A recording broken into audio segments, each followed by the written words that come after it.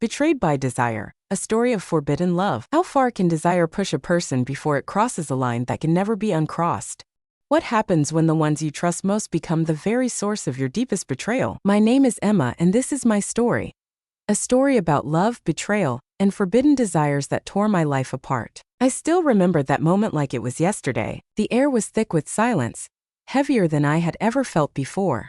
Outside, the rain fell steadily, drumming softly against the window, as if nature itself was mourning with me. Michael, my husband, had left for yet another business trip early that morning.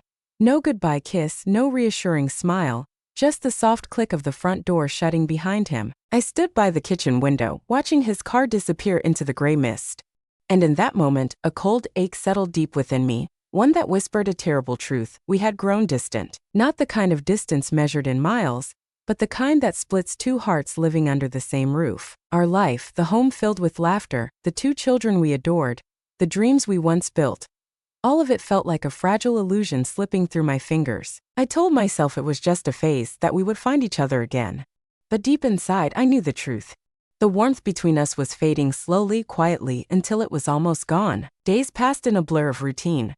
I moved through the house like a ghost, tidying rooms, preparing meals, trying to fill the emptiness with busyness. My phone buzzed one afternoon. A message from Jake, one of Michael's oldest friends. He wanted to meet, he said. Just talk. 1,000 warning bells rang in my head. Jake was family, someone I had known since Michael and I first met. A man I had trusted, but inside me, a fragile hope stirred. A longing to be seen again, to be heard, to feel alive. So I said yes. The first time we met, I thought it would be a simple conversation, a way to fill the silence that had settled over my life. But from the moment Jake looked at me, something shifted. It wasn't the usual polite smile or shallow small talk. His eyes held something else, a depth that made me feel seen, really seen, for the first time in years. We talked for hours that day, sharing stories, fears, dreams. And when I walked away, the weight of loneliness seemed to lift just a little. Days turned into weeks. Our meetings became my secret refuge, moments where I could be more than the tired wife, the invisible woman who had forgotten how to be desired. Jake's presence was like a fresh breeze cutting through the dullness, reminding me that I was still alive, still worth something. Meanwhile, Michael drifted farther away. The man who had once held my heart was now just a shadow in our home. Present but absent, near but distant. One rainy evening, with Michael away, Jake came over. The tension between us was electric, unspoken feelings hovering in the air, impossible to ignore. We shared stories, confessions, and then, suddenly, our lips met. It was not innocent. It was a release of months of longing and loneliness, a moment where the world outside ceased to exist. I knew it was wrong. I was betraying the man who had once been my everything, but the hunger for connection was overwhelming, too strong to deny. That night marked a turning point. The days that followed were a tangle of emotions, guilt, desire, fear, and hope all colliding inside me. I was caught between the life I had built and the passion that threatened to consume me. Michael's coldness deepened, the silences between us grew longer, and the house that once felt like home became a prison. Yet, every stolen moment with Jake was a spark of light in the darkness. One evening, Jake called. His voice was urgent. "We need to talk," he said. At a quiet cafe, he reached for my hand. "I can't keep living like this," he admitted. "I want more, but I'm scared." "I'm scared too," I whispered back. "But I don't want to lose you." We promised honesty, but the road ahead was uncertain, full of pain, fear, and impossible choices. Part 2. The forbidden flame ignites. Days after that first, unexpected meeting with Jake, my life began to shift in ways I never could have predicted. The cold, suffocating silence that had wrapped itself around my marriage began to crack, replaced by a restless energy that coursed through my veins, dangerous, intoxicating, and utterly overwhelming. I found myself replaying our conversations again and again, the warmth in his eyes, the way his voice softened when he spoke to me, like I was more than just Michael's wife or some invisible fixture in a house. Jake saw me, really saw me, and for the first time in years I felt alive. But beneath the excitement lurked the ever-present shadow of guilt. Every time I smiled at my phone, every time I answered his text or accepted his call, the weight of betrayal settled deeper into my heart. I tried to push it away, to convince myself that this was only a fleeting escape, a momentary reprieve from the cold reality of my marriage. Yet, the truth was undeniable. I was falling into something I couldn't control. Michael, oblivious or perhaps willfully blind, continued to drift further away. The man who once held my hand and whispered promises in the dark now seemed like a stranger sharing a space but not a life. The dinner table was no longer a place of warmth and connection, but a battleground of unspoken resentments and invisible walls. Each night, I lay awake beside him, staring at the ceiling, wondering when exactly we lost ourselves. Jake, on the other hand, became the person I thought I'd forgotten how to be, the woman who laughed freely, who felt desire spark in her chest, who dared to dream of a life beyond dull routine and silent pain. One evening, the sky darkened with a storm that seemed to mirror the turmoil within me. Michael had left for a business trip, his absence a familiar ache. Jake called, his voice low and urgent. "Can I come over?" I hesitated, knowing the answer should be no. But the pull was too strong. When he arrived, the air between us was electric, thick with the weight of things unsaid. We sat close, sharing stories, vulnerabilities spilling out like a dam breaking. And then, in a moment I'll never forget, our lips met, fierce, desperate, and full of all the longing we'd both tried to hide. In that kiss, the world disappeared. For a fleeting moment, the guilt, the fear, the past all melted away. It was just us, raw and real. But reality crashed back in the morning light. The crushing guilt pressed down harder than ever before. I was torn between the life I had built with Michael and the dangerous allure of something new, something forbidden. Our secret meetings multiplied, each one weaving a complex tapestry of love, desire, and betrayal. Every glance from Jake sent a thrill through me, every touch was a balm to my lonely soul. I was intoxicated by the feeling of being wanted, of being alive again. Yet the risk was immense. The line between right and wrong blurred until it felt like I was walking on a knife's edge. And all the while, Michael remained unaware, or so I thought. One night, under the glow of a fading sunset, Jake's voice was heavy with doubt. "Where is this going, Emma?" I had no answers. Only the raw truth that I didn't want it to end. Our tangled affair became a silent storm. Passionate, terrifying, and unsustainable. Meanwhile, Michael's growing suspicions became harder to ignore. The coldness in his eyes was a reflection of the distance I'd helped create. The moment of reckoning was inevitable. When he finally confronted me, his words cut deeper than I expected. The room filled with shattered dreams and raw pain. I confessed everything: the affair, the loneliness, the desperate search for something I thought was missing. Michael's heartbreak was unbearable. But within that destruction, I felt a strange sense of clarity. I was no longer living a lie, but the price was steep. Our marriage, once the foundation of my life, lay in ruins. The journey ahead was uncertain, painful, but maybe necessary. This was more than just a story of infidelity. It was about the complexities of desire, the fragility of trust, and the courage to face the consequences of our choices. Let me know when you want me to continue with the next chunk of this detailed middle part. Banda no TTC ChatGPT de NOI Dewey de la fan type Theo qua fan 2. The forbidden flame ignites void du die type TC chow de douay tri su hap dam vasal sat qua ka chuyen. The days that followed the confession felt like walking through a fog. Michael's silence was heavier than any words could have been.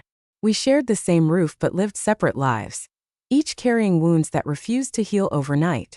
Our children sensed the tension, their laughter a bittersweet soundtrack to a home unraveling at the seams. Jake, too, was no longer the same. The excitement that once colored our encounters faded into a wary caution. The stolen moments between us were shadowed by doubt. Was this love or just the desperate clinging to a fleeting escape? Our meetings became fewer, and every goodbye felt like a small death. The warmth that had ignited between us was now a flickering candle struggling against the wind.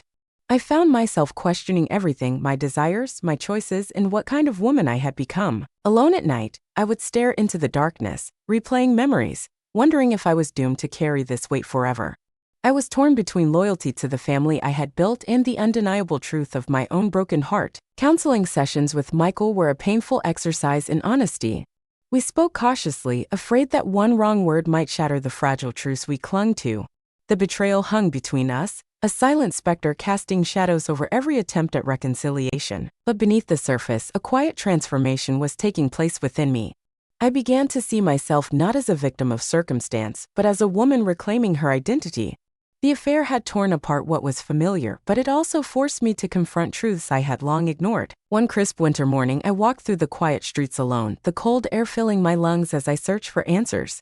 The world around me seemed distant, and yet, within that solitude, I found a strange sense of clarity. I realized that the journey ahead would be long and difficult, filled with choices that would shape not only my future but the lives of those I loved most. The affair was not just a story of betrayal, but a story of rediscovery, of pain and healing intertwined. Slowly, I began to rebuild, piece by piece, moment by moment. I sought forgiveness not just from Michael and Jake, but from myself. I learned that healing isn't a straight path but a winding road filled with setbacks and small victories. And through it all, I found strength I never knew I had. The years ahead were not easy, but they were real. Michael and I found a way to coexist, not as lovers, but as co-parents committed to the happiness of our children. Jake became a part of my past, a chapter closed but never forgotten. And me? I am still learning, still growing.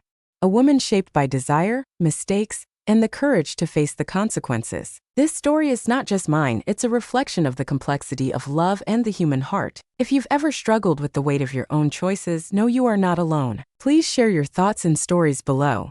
Let's support each other through the messy, beautiful journey of life. Don't forget to like, share, and subscribe for more stories that reveal the depths of love, loss, and redemption. Thank you for listening.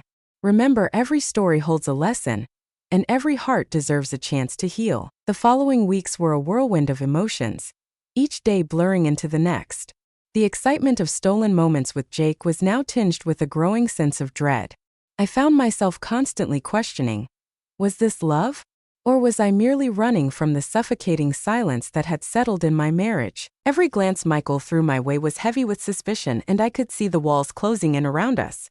Our once warm home had turned cold and distant. The laughter of our children, though innocent and bright, felt like echoes from another life, a life that was slipping through my fingers. Jake tried to comfort me, but even his presence was now shadowed by the consequences of our actions. Our conversations were more guarded. The raw passion of the beginning was replaced by the weight of reality. We both knew that what we shared was fragile, a beautiful but dangerous flame threatening to consume us. At work, my mind was never fully present. I caught myself daydreaming about Jake's smile, his touch, the way he made me feel alive, seen, wanted. But those moments were fleeting and filled with guilt. The image of Michael, my husband, and the father of my children haunted every thought. One evening, after putting the kids to bed, I sat alone in the living room, the quiet almost deafening. The clock ticked steadily, each second a reminder of the life I was risking. I stared at my reflection in the window, a woman torn between duty and desire. The phone buzzed softly. It was Jake. "Can we talk?" the message read. I hesitated, fingers trembling as I typed back. Yes, we met at our usual cafe, a small corner table bathed in warm light. The comfort of the place contrasted sharply with the tension between us. Jake reached across the table, taking my hand in his eyes searching mine for answers. "I can't keep doing this," he confessed, voice low. "I want more, but I'm scared of what it means." "I'm scared too," I whispered. "But I don't want to lose you." It was a promise to face the storm together, though neither of us knew what that storm would bring. At home, the silence grew heavier. One night, Michael finally confronted me, his voice breaking. "Are you seeing someone?" The floodgates opened. I told him everything, the pain, the loneliness, the betrayal. The room filled with silence, then anger, then heartbreak. Michael's eyes, once filled with love, now glared with disbelief and sorrow. Yet, amidst the ruins, I felt a strange relief. The truth was out, and though the future was uncertain, I could no longer live a lie. In the days that followed, we tried counseling, conversation to salvage what we could. But the fractures were deep. The trust that had once bound us was shattered, and rebuilding felt impossible. Jake and I drifted apart as well. The passion that had burned so brightly cooled into a distant memory. We were two broken souls trying to hold on to something that no longer fit. One cold winter night, I walked alone through the quiet streets, the snow crunching beneath my feet. The choices I had made weighed heavily on me. The betrayal was not just of Michael, but of myself. In time, Michael moved out. The house grew silent once more. The laughter of our children felt distant, muted by the absence of their father. I was left to pick up the pieces of my life, unsure if I could ever be whole again. But through the pain, I found strength. I began to forgive, not just Michael and Jake, but myself. Healing was a journey, not a destination. This story is not only about betrayal, but about the resilience of the human heart. About finding oneself amid the wreckage. If this story has touched you or made you think about your own struggles, please share your thoughts below. Don't forget to like, share, and subscribe for more heartfelt stories about love, loss, and redemption. Betrayed by Desire. A Story of Forbidden Love. Conclusion Expanded, Part 3. The days that followed my confession to Michael felt like wandering through a dense fog. Every step uncertain, every breath heavy with regret. The weight of betrayal hung over us both like a thick, unyielding cloud. In the quiet moments, I caught glimpses of the man I once loved in Michael's eyes, but they were shadowed now. clouded by pain and disbelief. At home, the atmosphere had shifted irreversibly. The once warm and lively space that echoed with laughter was now filled with silence, an oppressive silence that neither of us dared to break. Our children sensed the change, their innocent questions and curious glances piercing the fragile walls we tried to hold up. I ached for their happiness, for the normalcy they deserved, but the fractures in our family were too deep. Michael and I tried to piece together what remained of our marriage, attending counseling sessions that felt more like performances than healing. Each word spoken was carefully measured, each apology weighed down by the gravity of what had been lost. Trust, once the foundation of our union, was now a fragile thread, barely holding us together. Jake, too, became a ghost in the periphery of my life. The passionate flame that had burned between us cooled to a distant ember, flickering with doubt and uncertainty. Our stolen moments were fewer and fraught with tension. The reality of what we had done, what I had done, weighed heavily on my heart. Was it love? Or was it merely a desperate grasp for something I thought was missing? On cold winter nights, I found myself wandering the streets alone, seeking answers in the biting air. The chains of my choices bound me tightly, and the road ahead seemed uncertain, filled with shadows and fear. I questioned everything: my morals, my desires, my capacity to forgive both myself and others. The affair had destroyed much, but it also forced me to confront a truth I had long buried, that beneath the layers of duty and expectation, I was still a woman craving love, connection, and authenticity. This realization was both liberating and terrifying. Michael and I eventually agreed to separate, a fragile truce born of exhaustion and broken hearts. We vowed to remain united in our love for our children, but the intimacy we once shared was gone, replaced by polite conversations and shared responsibilities. It was not the ending I had dreamed of, but it was the truth we had to face. In the silence of that new life, I began to rebuild. Piece by piece, I found strength in vulnerability and clarity in my mistakes. I sought forgiveness, not just from Michael or Jake, but from the woman staring back at me in the mirror. This story, my story, is not just about betrayal. It's about the complexity of desire, the fragility of relationships, and the resilience of the human heart. It's a reminder that sometimes the hardest battles we face are within ourselves. If my journey resonates with you, or if you face similar crossroads in love and life, I invite you to share your experiences below. Let us create a space for honesty, healing, and growth. Don't forget to like, share, and subscribe for more heartfelt stories that explore the messy, beautiful reality of love, loss, and redemption. The weeks after Michael and I decided to separate were filled with a strange blend of sorrow and relief. Walking through the corridors of our once shared home felt like treading through memories, some tender, some painful, all now bittersweet reminders of what was lost. Our children remained the center of my world, but I could see the strain the fractured family placed on them. Their laughter was quieter now, the ease in their eyes dimmed by uncertainty. I found myself grasping at moments of normalcy, helping with homework, preparing their favorite meals, tucking them in at night, trying to shield them from the chaos that had upended our lives. Each night, as the house grew silent, I would sit by the window, watching the city lights flicker in the distance. Alone with my thoughts, I grappled with the mosaic of emotions inside me: guilt, longing, fear, and a fragile hope for the future. Jake was no longer the constant presence in my life. Our meetings became sporadic, filled with awkward pauses and unsaid words. The passion that once ignited our every encounter was now overshadowed by the heavy weight of consequences. It was a love marred by broken promises and shadowed by the pain we caused. I often wondered if Jake felt the same emptiness I did. Did he see what we had destroyed? Or was he already moving on, leaving behind the wreckage of a forbidden love? Michael, too, was navigating his own storm. The man who once filled my days with laughter and comfort now seemed a stranger, guarded, distant, and wounded. Yet, in fleeting moments, I caught glimpses of the man I once loved, and it reminded me of the fragile humanity that lingered beneath the hurt. Our interactions became a careful dance of civility as we tried to redefine what it meant to co-parent and coexist. It was not easy. Trust, once shattered, is hard to mend. Every conversation was tinged with the unspoken memories of betrayal, every glance heavy with unresolved pain. Amid this turmoil, I found solace in self-reflection. I began to explore the woman I had lost beneath the roles of wife, mother, and caretaker. I sought therapy, poured my heart into journaling, and slowly reclaimed fragments of my identity that had been buried beneath years of silence. The journey to forgiveness of myself and others was neither linear nor swift. Some days I was overwhelmed by regret, haunted by the choices I had made. Other days I felt a renewed sense of strength, embracing the lessons carved into my soul by heartache. I learned that love is rarely simple. It is messy, complex, and often requires painful sacrifice.